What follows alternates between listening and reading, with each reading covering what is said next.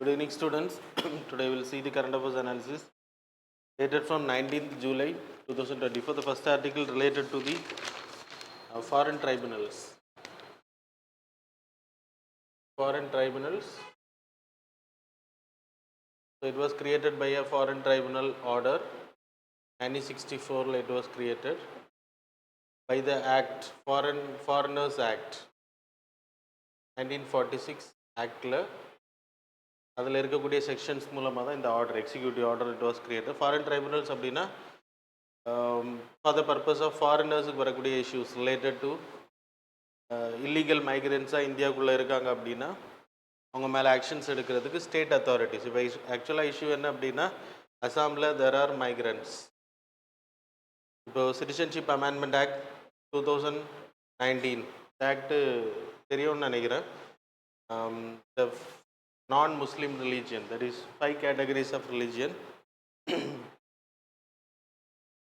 5 categories religion la Hindu, Muslim, Hindu, Parsi, Christians, Sikh, aprom Jain, Buddhist. So in the religious people persecuted in Muslim country, that is Pakistan, Bangladesh, அப்புறம் Afghanistan. So இங்கே பாதிக்கப்பட்டவங்க இந்தியாவுக்கு வராங்க அப்படின்னா இந்தியாவில் அவங்க வந்திருக்காங்க பர்சிக்யூட்டட் மைனாரிட்டிஸ் அப்படின்ற பேரில் இந்தியாவுக்குள்ளே வந்திருக்காங்க அப்படின்னா தே will be given citizenship under this act. புரியுதா? எக்ஸப்ட் முஸ்லீம்ஸ் ஞாபகம் வச்சுக்கோங்க. அது ஏன்னா இங்கே முஸ்லீம் கண்ட்ரி, முஸ்லீம்ஸ் வந்து இங்கே மெஜாரிட்டியாக இருக்காங்க. ஸோ அங்கே மைனாரிட்டியாக மற்ற ரிலீஜன் தான் இருக்கும். பர்சிக்யூட்டட் மைனாரிட்டிஸ்ன்றதான் இது மென்ஷன். ஸோ இதில் இப்போ பங்களாதேஷில் வந்து நிறைய பேர் வந்து கிட்டத்தட்ட 3.3 crore பாப்புலேஷன்ஸ் மைக்ரேட்டட் வெளியிலேருந்து வந்து அவங்க குழந்தைங்க எல்லோரும் சேர்த்து இருக்காங்க. அதில் lot of people are excluded from the citizenship act. அவங்க ரொம்ப நாள் இருக்கணும், அதுக்கான டாக்குமெண்ட்ஸ் எல்லாம் கொடுக்கணும். ஸோ அந்த டாக்குமெண்ட்ஸ் கொடுக்க முடியாமல் இருக்கிறது 19 லட்சம் பேர்.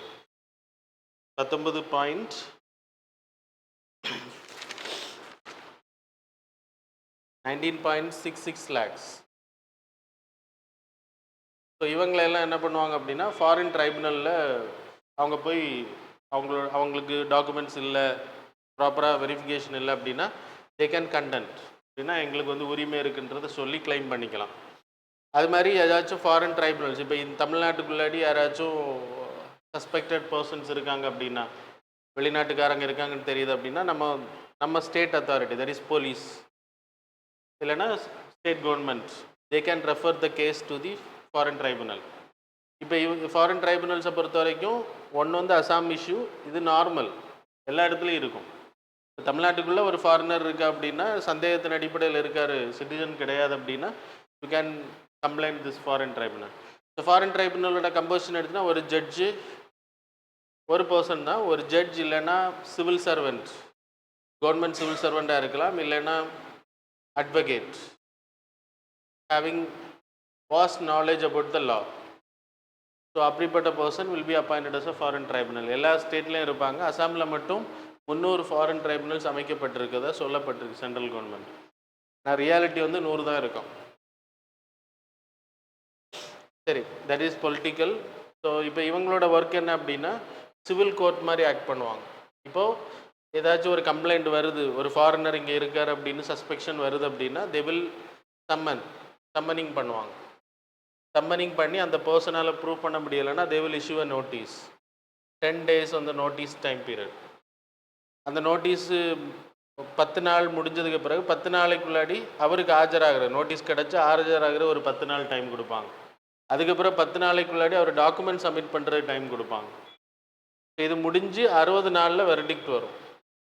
சப்போஸ் அவர்கிட்ட டாக்குமெண்ட் ப்ரூஃபே இல்லை, அவர் இந்தியன் கிடையாது அப்படின்னு ப்ரூஃப் ஆயிடுச்சு அப்படின்னா இல்லீகல் மைக்ரண்ட்டாக இருக்காருன்னு வச்சுக்கோங்க. இப்போ ஸ்ரீலங்காலேருந்து யாராவது வந்திருக்காங்க, இல்லீகலாக வந்திருக்காங்க, பாஸ்போர்ட் என்ட்ரி இல்லை, விசா கிடையாது அப்படின்றப்போ இல்லீகல் தான்.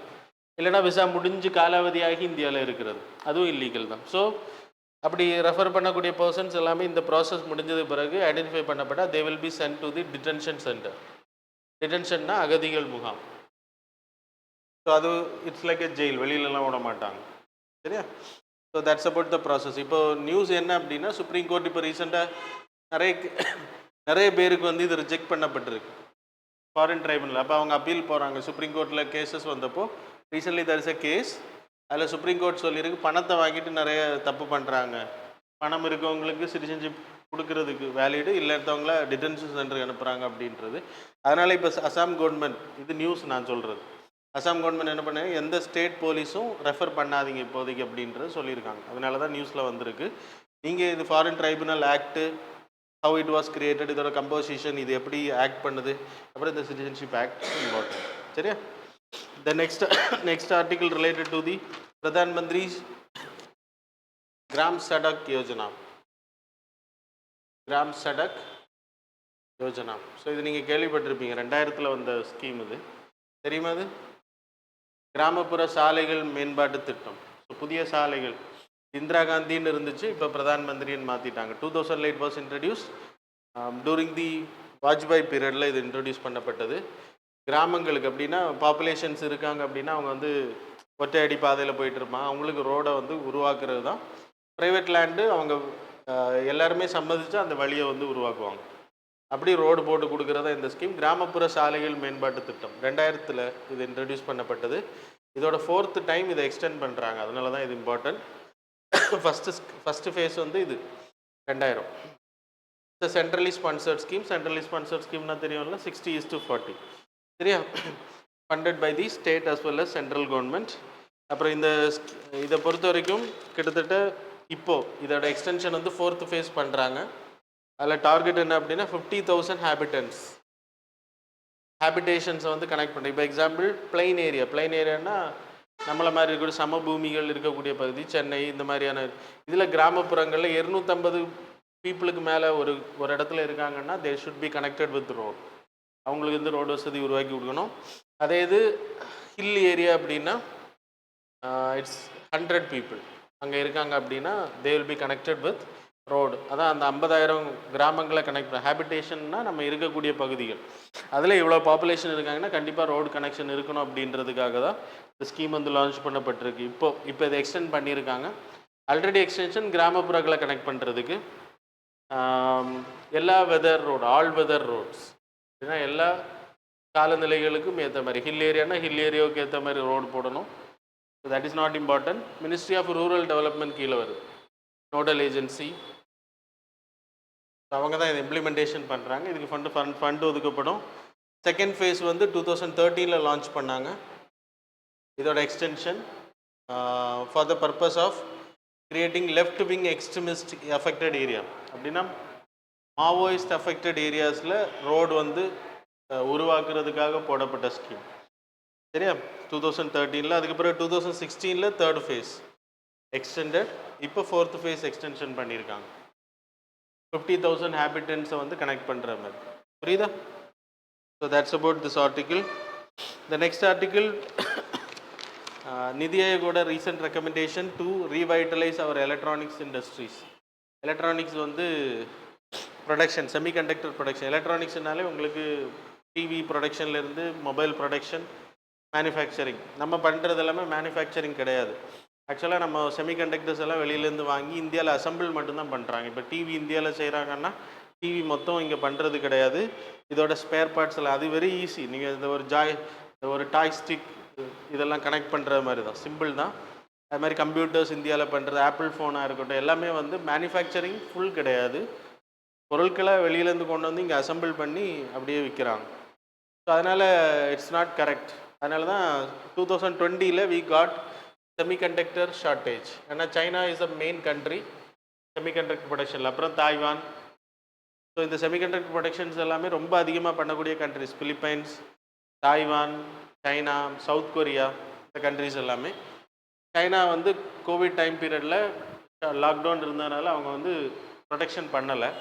அதனால் சப்ளை செயின் பாதிக்கப்பட்டுச்சு. அதுக்கப்புறம் தான் இந்தியா போன்ற நாடுகள் உணர்ந்தாங்க, கார் மேனுஃபேக்சரிங் பண்ண முடியலை, செமிகண்டக்டர்ஸ் நமக்கு பாரு. செமிகண்டக்டர்ஸ்னால் என்னென்னு தெரியும்ல, IC, integrated chip, capacitors, resistors, இதெல்லாமே வரும். ஸோ இது வந்து ஷார்ட்டேஜஸ் கிரியேட் ஆச்சு. ஸோ அதனால் we started our plan, semiconductor India semiconductor plan, semicon vision. Semiconductor mission தான் அதோட பேர். 10 பில்லியனுக்கான இன்வெஸ்ட்மெண்ட் ஆரம்பிச்சு. ஸோ இது பத்தாது, 2030க்குள்ளாடி we need to create 500 billion. 500 billion நம்ம வந்து இதுலேருந்து ப்ரொடக்ஷன் பண்ணணும். என்ன வேல்யூக்கு நம்ம ப்ரொடக்ஷன் பண்ணணும்னு நிதி ஆயோக் வந்து அவங்களுக்கு நிதி ஆயோகோட ஒர்க் ஆல்ரெடி சொல்லியிருக்கேன். தே வில் அட்வைஸ் கவர்மெண்ட்டுக்கு எல்லா தரப்பில், டிஃபென்ஸில் அட்வைஸ் பண்ணுவாங்க, சயின்ஸ் அண்ட் டெக்னாலஜியில்.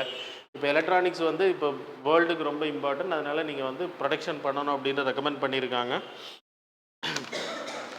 இந்தியாவோட ப்ரொடக்ஷன் வேர்ல்டு மொத்தமும் இன்றைக்கி வேர்ல்டு மொத்தமோட ப்ரொடக்ஷன் எலக்ட்ரானிக்ஸ் எடுத்துக்கிட்டிங்கன்னா 4.3 trillion USD. China, Taiwan, south Korea, Vietnam, Malaysia இந்த கண்ட்ரிஸ் எல்லாமே டாப்பில் இருக்குது ப்ரொடக்ஷனில். இந்தியாவை பொறுத்த வரைக்கும் நம்மளோட கான்ட்ரிபியூஷன் ஜஸ்ட் அசம்பிள், நான் உங்களுக்கு சொன்னேன் இல்லையா, ஃபைனல் அசம்பிள் மட்டும்தான் இங்கே பண்ணிகிட்டு இருக்கோம். அதில் நமக்கு வரக்கூடிய ப்ரொடக்ஷனோட அளவே கிட்டத்தட்ட $155 பில்லியன். அது வந்து இட்ஸ் குட் தான், ஆனால் அசம்பிள் மட்டும்தான் பண்ணுறோம், ப்ரொடக்ஷன் பண்ணலை அப்படின்றது சொல்லப்படுது. இந்தியாவோட எக்ஸ்போர்ட் வெறும் 25 பில்லியன். 25 பில்லியனுக்கு தான் நம்ம வந்து எலக்ட்ரானிக்ஸ் ப்ராடக்ட்ஸ் வந்து எக்ஸ்போர்ட் பண்ணுறோம். இப்போ சைனாவை எடுத்துக்கிட்டிங்கன்னா தே ஹேவிங் ஹியூஜ். அதுக்கு ரீசன் வந்து நம்ம போடக்கூடிய டேரிஃப் அப்படின்னு சொல்லப்படுது. அது மாதிரி நம்ம ப்ரொடக்ஷனை ஒரு கண்ட்ரியை டிபெண்ட் பண்ணியிருக்கோம். சைனா, தாய்வான், சவுத் கொரியாவை டிபெண்ட் பண்ணியிருக்கோம். இப்போ சாம்சங் கம்பெனி எல்லாமே வந்து சவுத் கொரியன் பேஸ், சாம்சோனி, ஸோ நிறைய கம்பெனிஸ் வந்து சவுத் கொரியன் பேஸ்டாக. தாய்வான் செமிகண்டக்டர்ஸ் தான் நம்ம அதிகமாக வாங்கிட்டு இருக்கோம், சைனாவோடதும் தாய்வானோடதும். ஸோ இதெல்லாமே டிபெண்ட் கண்ட்ரிஸ். ஸோ கவர்மெண்ட் எல்லாம் இனிஷியேட்டிவ் எடுத்திருக்கு. இந்த ப்ரோக்ராம் ஒன்று 10 பில்லியனுக்கானது. இன்னொன்று வந்து we start 100% FDI, foreign direct. இதனால தான் ஆப்பிள் நிறுவனமெல்லாம் இந்தியாவில் இன்வெஸ்ட் பண்ணுறாங்க இன்றைக்கி. அது மாதிரி டிஃபென்ஸ் ரிலேட்டட் எலக்ட்ரானிக்ஸ், டிஃபென்ஸ் ரிலேட்டட்னா எலக்ட்ரானிக்ஸ் எல்லா இடத்துலையும் இருக்குது. இப்போ ஹெலிகாப்டர்ஸில் பயன்படுத்துகிறாங்க, ஈவன் கன்ஸில் இப்போ பயன்படுத்த ஆரம்பிச்சிட்டாங்க நேவிகேஷன் பர்பஸுக்கு. அப்புறம் everywhere it is electronics. So டிஃபென்ஸில் எலக்ட்ரானிக்ஸ் பண்ணணும் அப்படின்னா 49% automatic route, beyond that government route, government permission வேணும், மற்றபடி ஆட்டோமேட்டிக் ரூட். அப்புறம் PLI, ப்ரொடக்ஷன் லிங்க்டு இன்சென்டிவ்ஸ். நம்ம ரீசெண்டாக எதுக்கு ஒன்று பார்த்தோம். ப்ரொடக்ஷன் லிங்க் இன்சென்டிவ்ஸ்னால் ப்ரொடக்ஷன் இப்போ இருக்கக்கூடியதை விட ப்ரொடக்ஷன் எந்த அளவுக்கு அந்த கம்பெனி அதிகப்படுத்துதோ அதுக்கு வந்து இன்சென்டிவ்ஸ் கொடுப்பாங்க. அது ஆட்டோமொபைல் செக்டார்லேருந்து எல்லா செக்டாருக்குமே கொண்டு வந்துட்டாங்க. அது வந்து கொண்டு வந்திருக்காங்க. செமிகண்டக்டர்ஸ் இப்போ டாட்டா கம்பெனி தான் 2 கம்பெனிஸ் வந்து லான்ச் பண்ணுறாங்க. ஒன்று வந்து அசாமில், இன்னொன்று வந்து குஜராத்தில். இப்போ தான் அடிக்கல் நாட்டப்பட்டிருக்கு. இனி கிட்டத்தட்ட 10 வருஷம் ஆகும் அந்த வேலைக்கு, அட்லீஸ்ட் மினிமம் 5 இயர்ஸ் ஆகும். இது செமிகண்டக்டர் இண்டஸ்ட்ரி இந்தியாவில் வளராமல் இருக்கிற காரணம் முதலீடு வந்து பெருசு, அப்புறம் ப்ரொடக்ஷன் ஆரம்பிக்கிறோம் டைம் ஆகும். கிட்டத்தட்ட 5 இயர்ஸ் 10 இயர்ஸ் வந்து 1000 கோடி 2000 கோடி இன்வெஸ்ட் பண்ணிவிட்டு முதலீடுக்கு வேண்டி 5 வருஷம் வெயிட் பண்ணணும். இன்வெஸ்ட்மெண்ட் ரிட்டர்ன் வர்றதுக்கு 5 வருஷம் வெயிட் பண்ணணும், ப்ரொடக்ஷன் ஆரம்பிக்கும். அப்புறம் அது 1000 கோடி 2000 கோடியாக மாறுறதுக்கு it will take more time. அதனால தான் யாரும் இன்வெஸ்ட் பண்ணல. புரியுதா? So these are the reason. Challenges நான் உங்களுக்கு ஏற்கனவே ஹை காஸ்ட் இன் கேபிட்டல், குளோபல் டிமாண்ட், நம்ம பொருட்களை வாங்குறதுக்கு டிமாண்ட் கம்மி. சைனா வந்து 4% டேரிஃப் போடுறாங்க, நம்ம 10%க்கு மேலே போடுறோம். இதெல்லாம் தான் ரீசனாக சொல்லப்படுது. Then that's all. So next article, ஓப்பன்ஏஐயோட சீக்ரெட் ப்ராஜெக்ட். ஓப்பன்ஏஐ அப்படின்றது it's US based company. OpenAI, ChatGPT தெரியுமா? ChatGPT, GPT 4.0 இதெல்லாமே வந்து ஆர்டிஃபிஷியல் இன்டெலிஜென்ஸ் ஸ்பேஸ் டேட்டாஸ் கொடுக்குறது. நம்ம இப்போ ஒரு இமேஜ், எனக்கு இப்படி ஒரு வீடியோ வேணாம்னு கேட்டாச்சுன்னா அந்த வீடியோவை அதை ரெடி பண்ணி கொடுக்கும். இப்போ எனக்கு ஒரு பேக்ரவுண்ட் சீனில் மலைகள் இருக்கிற மாதிரி, ரிவர் இருக்கிற மாதிரி, அது மாதிரி நம்ம ஒரு நேரேஷன் கொடுத்தோம் அப்படின்னா அதுக்கேற்ற மாதிரி ஒரு வீடியோ ரெடி பண்ணி கொடுக்கும், இல்லைன்னா ஒரு பிக்சரை ரெடி பண்ணி கொடுக்கும். அந்த மாதிரி ஏஐ வந்து இன்றைக்கி அட்வான்ஸாக 4.0 எல்லாம் நம்ம நினைக்கிறத அது பண்ணுது. அதான் அந்த வீடியோ கேலரிஸ் கொடுக்குறது. So that is about the 4.0. அதே மாதிரி இப்போ ஒரு சீக்ரெட் ப்ராஜெக்ட் ஒன்று பண்ணிகிட்டு இருக்காங்களா, அது கண்டுபிடிச்சிருக்காங்க. என்ன ப்ராஜெக்ட்ன்றது தெரில. ரொம்ப கிட்டத்தட்ட 6 மந்த்ஸாக அவங்க ஒர்க் பண்ணிகிட்டு இருக்காங்கன்னு சொல்லப்படுது. ஓப்பன்ஏஐயோட QStar ப்ராஜெக்ட் அப்படின்னு சொல்லப்படுது. QStar அதுதான் அவங்க ஸ்ட்ராபெரி அப்படின்ற கோட் நேமில் கூப்பிடுறாங்க. அதனால தான் ஓப்பன்ஏஐ ஸ்ட்ராபெரின்னு பேர் போட்டிருக்காங்க. QStar project. இனி இன்னைக்கு மைக்ரோசாஃப்டோட நெட்வொர்க் வந்து டவுன் ஆகி கிட்டத்தட்ட எல்லா ஏர்போர்ட்டும் ஷட் டவுனில் இருக்குது. நிறைய ஃப்ளைட்ஸ் வந்து லேண்டிங் பண்ண முடியலை. மைக்ரோசாஃப்ட் அப்டேட் பண்ணால் நம்ம சிஸ்டமும் அதே நிலமை தான். நீங்கள் அப்டேட் ஆகலை, அதனால் நோ இஷ்யூஸ். அப்டேட் ஆகிருந்தால் கண்டிப்பாக பக்கு க்ரியேட் ஆகிருக்கும். ஸோ சிஸ்டம் ரன் ஆகாது. அப்போ ஹாஸ்பிட்டலில் நினச்சி பாருங்கள், நம்மளாலே ஒன்றும் பண்ண முடியாது. ஹாஸ்பிட்டல், ஏர்போர்ட்ஸ், பேங்கு, இதெல்லாமே இன்றைக்கி வேர்ல்டு லெவலில் க்ரைசிஸில் இருக்குது. இதெல்லாமே கனெக்ட் ஆகிறது தான் பெரிய issue. So that's about the ஓப்பன்ஏஐயோட ப்ராஜெக்ட். இது இன்டர்நெட் அப்புறம் டீப் ரிசர்ச் பண்ணோம் அப்படின்றது சொல்லப்படுது. Need to wait and see. The next article, எலிஃபெண்ட்டோட டெத். கேரளாவில் கிட்டத்தட்ட 2015 2023 வரைக்கும் 845 எலிஃபெண்ட் டெத்து. ஸோ ரொம்ப அதிகம் அப்படின்னு சொல்லப்படுது. கேரளா வந்து 3வது ஸ்டேட் எலிஃபெண்ட் பாப்புலேஷன். இது ஃபஸ்ட்டு ஸ்டேட் இது கர்நாடகா. இந்தியாவில் கிட்டத்தட்ட Asian elephants, African elephant, 2 elephant இருக்குது. அதில் ஏஷியன் எலிஃபெண்ட் எடுத்துக்கிட்டிங்கன்னா வேர்ல்டில் இருக்கக்கூடிய 16% பாப்புலேஷன் இந்தியாவில் இருக்குது. இதில் கர்நாடகா ஃபஸ்ட்டு, செகண்ட் வந்து கேரளா, செகண்ட் அசாம், தேர்டு கேரளா, அதுக்கு பிறகு தமிழ்நாடு, இந்த மாதிரி ஸ்டேட்ஸ் வரும். சரியா? அதில் 2017 சென்சஸ் பொறுத்த வரைக்கும் இந்தியாவோட பாப்புலேஷன் 29,964 எலிஃபெண்ட்ஸ் வேர் தேர். அது வந்து அதிகமாக இந்த ஸ்டேட்ஸில் இருக்குது அப்படின்ற சொன்னேன். நிறைய டெத் ஆகிறதுக்கான காரணம் எலக்ட்ரோலைகேஷனில் மாட்டிக்குது, கரண்ட்டு கம்பங்களில் மாட்டுறது, வேலிகளில் கரண்ட் போட்டு வைக்கிறது, அப்புறம் ட்ரெயின் ஆக்சிடென்ட்ஸ், இந்த மாதிரி அதுக்கு டிசீஸ் வரதை ட்ரீட் பண்ணாமல் விடுறது. ஸோ இதில் நீங்கள் படிக்க வேண்டியது IUCN status for elephant. IUCN status, that is endangered status. அப்புறம் CMS convention on migratory species appendix 1.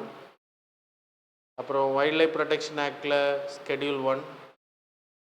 அப்புறம் சைட்ஸில் அப்பெண்டிக்ஸ் 1. இந்த ப்ரொடெக்ஷன் ஸ்டேட்டஸ் கண்டிப்பாக தெரியணும். And we having a project elephant also. 1993 இது இப்போ ரீசெண்டாக கேட்டிருந்தாங்களோ, 1993 it was launch. Group 1 group 4 project tiger இல்லை ப்ராஜெக்ட் எலிஃபெண்ட்னு கொடுத்துருந்தாங்க statement. Okay, so 1993 it was launch. Elephant பாப்புலேஷனை அதிகப்படுத்துறதுக்காக. சேலஞ்சஸ் நான் ஏற்கனவே சொன்னேன். Climate change is an issue. தண்ணிக்காக அதுக்கு ஓடுறது, ஃபுட்டு ப்ராப்பராக இல்லை. ஹியூமன்ஸ் வந்து நிறைய இடத்துல காரிடார்ஸை அடைச்சி கட்டியிருக்காங்க. இப்போ எலிஃபெண்ட் காரிடார்ஸ்னால் குரூப்பாக போயிட்டே இருக்கும். அப்புறம் கொஞ்ச நாள் கழித்து அதே ரூட்டில் திரும்பி வரும். It will not change the path. ஆனால் நம்ம என்ன பண்ணியிருப்போம் அப்படின்னா, அதில் ரோடு கன்ஸ்ட்ரக்ட் பண்ணியிருப்போம், பில்டிங்ஸ் கட்டியிருப்போம். அப்போ அது வந்து என்ன பண்ணோம் அப்படின்னா குடியிருப்புகளுக்குள்ளே வரும். Human animal conflict will increase. அப்புறம் ட்ரெயின் ஆக்சிடென்ட்ஸ் இதனால், அப்புறம் நிறைய டிசீசஸ் ஸ்ப்ரெட்னால, அப்புறம் அதோட ஹேபிடேட்ஸில் அதுக்கு சாப்பாடு இருக்கிறது இன்வேசிவ் ஸ்பீஷீஸ் அப்படின்னா அது சாப்பிடக்கூடிய தாவரங்களை தவிர வேறு ஏதாச்சும் வளருது அப்படின்னா அங்கே இருக்க முடியாததால் இட் வில் மைக்ரேட். இதெல்லாமே இஷ்யூஸாக சொல்லப்படுது. So that's about this article. இதில் இந்த ஸ்டேட்டஸும் கரெக்டாக படிச்சுக்கோங்க. The next article, green revolution. Green revolution for maize. இது வந்து ஆக்சுவலாக க்ரீன் ரெவல்யூஷன் லான்ச் பண்ணலை. Already green revolution 1960 it was launch. Green ரெவல்யூஷனோட பர்பஸ் என்னது? வீட் அண்ட் ரைஸோட ஹை ஈல்டு வெரைட்டியை இன்ட்ரடியூஸ் பண்ண. IR rices. சரியா? ஸோ இதெல்லாம் இன்ட்ரடியூஸ் பண்ணாங்க. Rice and wheat. அதுக்கோட பர்பஸ் என்னென்னா ட்ராட் ரெசிஸ்டண்ட்டாக இருக்கணும், அதிகமான ப்ரொடக்ஷன் கொடுக்கணும். நமக்கு ஏன்னா அன்றைக்கி பஞ்சம், மழை இல்லை, ட்ராட்ஸ் அதிகமாக இருந்துச்சு. அதனால் அதையெல்லாம் சர்வே பண்ணி அதிகமான ஈல்டு கொடுக்கணும். அதில் பஞ்சாப், யூபி, வெஸ்ட் பெங்கால், அப்புறம் ஹரியானா, இந்த மாநிலங்கள் தான் அன்றைக்கி பயங்கரமான தண்ணி அதிகமாக இருக்கக்கூடிய ஸ்டேட்ஸ். இது தான் கங்கா ரிவர் போகக்கூடியது. பஞ்சாப்னா 5 ரிவர்ஸ் போகக்கூடிய ஏரியாஸ். நல்லா அதிகமாக சக்ஸஸ் பண்ணாங்க. இதோட பிரெயின் சைல்டாக இருந்தது யார்? MS Swaminathan. So is called as father of green revolution. இதெல்லாமே ஜெனரல். அது மாதிரி நார்மன் போர்லாங் அப்படின்ற ஒரு ஹை ஈல்டு வெரைட்டியை முதல்ல இன்ட்ரடியூஸ் பண்ணது நார்மன் போர்லாங். சரியா? நார்வேயை சேர்ந்தவர். ஆமாம். ஸோ அவர் தான் இதை இன்ட்ரடியூஸ் பண்ணார். அப்புறம் இதுக்கு வந்து ஃபெர்டிலைசர்ஸ் அதிகமாக பயன்படுத்துறதுனால அதிகமான ப்ரொடக்ஷனை கொடுத்தது. தண்ணி அதிகமாக, இரிகேஷன், இதெல்லாம் ட்ராபேக்ஸாக சொல்லப்படலாங்க. ஃபெர்டிலைசர் அதிகமாக போட்டதுனால இன்னைக்கு அதிகமான குளங்கள் ஆல்கே ப்ளூமில் அதிகமாக இருக்குது, யூட்ராஃபிகேஷன். அது மாதிரி ஃபெர்டிலைசர்ஸ் அதிகமாக போடுறதுனால மண்ணோட தரம் போயிடும். அப்புறம் உயிரினங்கள் அதிகமாக பாதிக்கப்படும். அண்டர் கிரவுண்ட் வாட்டர் வந்து கெட்டு போகுது. இதெல்லாமே என்வாயர்மெண்டல் சேலஞ்சஸில் சொல்லலாம். அப்புறம் பஞ்சாப் ஹரியானாலெல்லாம் அண்டர் கிரவுண்ட் வாட்டர் வந்து அதிகமாக எடுக்கிறாங்க. ஏன்னா தண்ணி அதிகமாக இருக்கும் இதுக்கு தேவை. இதெல்லாமே ப்ராப்ளமாக சொல்லப்படுது க்ரீன் ரெவல்யூஷனில். அப்புறம் இப்போ என்ன நியூஸில் வந்தது வந்து மெய்ஸ் வந்து கிட்டத்தட்ட 20 வருஷமாக நம்ம வந்து ப்ரொடக்ஷன் இன்க்ரீஸ். மெய்ஸ்னால் சோளம், அது வந்து கேரிஃப் கிராப்பா ரேபி கிராப் அப்படின்னு கேட்டாச்சுன்னா 2 சீசன்லேயும் விளைவிக்கிறாங்க. 83% கேரிஃப் கிராப் மான்சூன் சீசனில், மழை சீசனில். 17% வந்து வின்டர் சீசன்லேயும் கல்டிவேட் பண்ணுறாங்க. நார்த் இந்தியன் ஏரியாஸ்லாம் கல்டிவேட் பண்ணுறாங்க. So production is normal. அதிகமாக ஹியூமன் கன்சம்ஷனுக்கு மட்டும் இல்லை, ஃபியூவல் ப்ராடக்டாகவும் இது பயன்படுத்தப்படுது. கிட்டத்தட்ட நம்ம ப்ரொடக்ஷன் பண்ணுறதுல ஹியூமன் கன்சம்ஷன் வந்து 25%. மனிதர்கள் உணவாக எடுத்துக்கூடிய 60% கால்நடைகளுக்கு உணவாக போகுது. கோழி இந்த மாதிரியான லைஃப் ஸ்டாக்குக்கு 40-15% இட் வாஸ் யூஸ் ஃபார் இண்டஸ்ட்ரீஸுக்கு எது பயன்படுத்துகிறாங்கன்னா ஸ்டார்ச் எடுக்கிற ஸ்டார்ச்லேருந்து எத்தனால் ப்ரொடக்ஷன் பண்ணலாம். பெட்ரோலில் கலக்கிறாங்கல்ல, அது இன்றைக்கி அதிகமாக ப்ரொடக்ஷன் பண்ணக்கூடியது இதிலேருந்து. அது மாதிரி தே இன்ட்ரடியூஸ்ட வேக்சி மெய்ஸ், அது வந்து சாப்பிட்றதுனால பெரிய பிரயோஜனம் இருக்காது, இண்டஸ்ட்ரியல் பர்பஸுக்காக இன்ட்ரடியூஸ் பண்ண waxy. It's a hybrid variety. அது எதுக்கு அப்படின்னா எத்தனால் வந்து இன்றைக்கி நம்ம தேவை. பெட்ரோலோட வீரியத்தை நம்ம குறைக்கணும் அப்படின்னா எத்தனால் பிளெண்டட் பிளட்டூர். அப்போ எத்தனால் அதிகமாக எங்கேருந்து எடுக்கலாம்? சோளத்துலேருந்து எடுக்கலாம். அதனால் அதுக்குன்னு வேக்சி அப்படின்னு சொல்லிட்டு வேக்சி மெய்ஸ் அப்படின்னு சொல்லிட்டு ஒரு புதிய ப்ரீட் வந்து ஆல்ரெடி இன்ட்ரடியூஸ் பண்ணி கல்டிவேட் பண்ணிகிட்டு இருக்காங்க.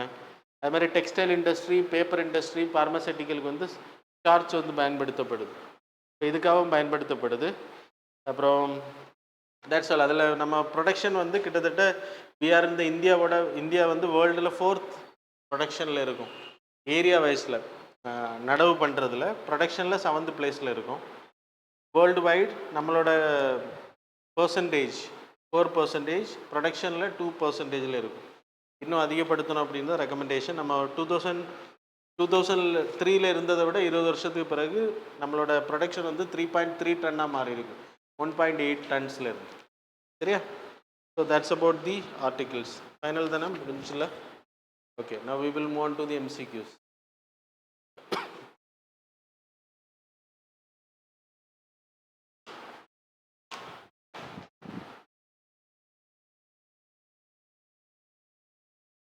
So question number 1, consider the following statements about the UWIN. So statement number 1, it is aimed at digitizing India's universal immunization program. Statement number 2, it will register and vaccinate pregnant women, document delivery outcomes, register newborns and record all vaccination events. Which of the above statements are not correct? Options are A, 1 only, B, 2 only, C, both, D, neither. So question number 2, what is the primary goal of Asmita project? Sometimes seen in news. Options are A, to promote online education platforms. Option B, to produce high quality study material in native languages. Option C, to develop digital infrastructure in schools. D option, to train teachers in modern pedagogical techniques. Question number 3, regarding money bill, which of the following statements are not correct? Options are A, a bill shall be deemed to be money bill if it contains only provisions related to imposition, abolition, remission, alteration or regulation of any tax. Option B, a money bill has provisions for the custody of Consolidated Fund of India or Contingency Fund of India. Option C, a money bill is concerned with appropriation of the money out of the Contingency Fund of India. Option D, a money bill deals with regulation of borrowing of money or giving of any guarantee by the government of India. Is also called as money bill. இதில் எதுக்கு தப்பு அப்படின்றத கரெக்டாக கண்டுபிடிச்சி எழுதுங்க. Okay, fourth question, Chagos archipelago recently seen in news related to எந்த location சேர்ந்தது அப்படின்றது. Options are A, Arctic ocean, B, Pacific ocean, C, Atlantic ocean, D வந்து Indian ocean. Question number 5, with reference to PM Shri, PM School for Rising scheme, consider the following statements. Statement number 1, it is a centrally sponsored scheme by the government of India. Statement number 2, PM Shri schools will be overseen by the central government, state government, local bodies as well as Kendra Vidyalaya, Navodaya Vidyalaya Samiti. Statement number 3, the selection of PM Shri will be done through challenge mode, wherein schools compete for support to become exemplar schools. So how many of the above statements, given above statements are correct? Options are A, only one is correct, B, only two, C, all the three, D, none of the above. So that's about the questions. Now we will move on to the answers for the previous. Question number 1, answer is C, all the three. Question number 2, answer is A. Question number 3, answer is C. Question number 4, answer is C. Question number 5, answer is C. So that's all about the current affairs and MCQ. Thanks a lot for joining with us.